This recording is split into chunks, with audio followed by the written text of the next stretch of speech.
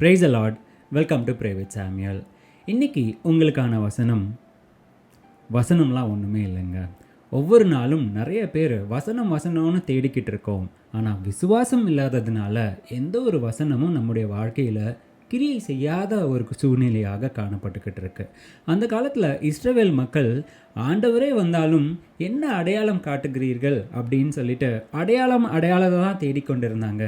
அடையாளம் காண்பித்தும் அவங்களுக்குள்ளாக ஒரு விசுவாசம் இல்லாத ஒரு சூழ்நிலை காணப்பட்டது.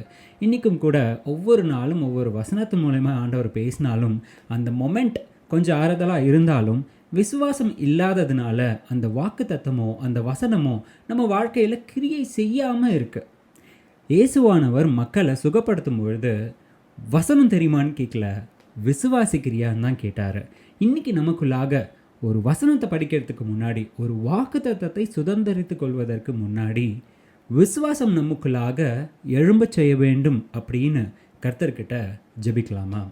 பிதாவே, இந்த ஜெப வேலைக்காக நன்றி. ஒவ்வொரு நாளும் நீர் எங்களோடு வசனத்தின் மூலமாய் பேசுகிற கிருபைக்காக நன்றி. இருந்தாலும் கர்த்தாவே, எங்களுக்குள்ளாக அநேக கடினமான சூழ்நிலைகளுக்குள்ளாக கடந்து போகும் பொழுது நாங்கள் விசுவாசத்தை இழந்தவர்களாய் காணப்படுகிறோம்.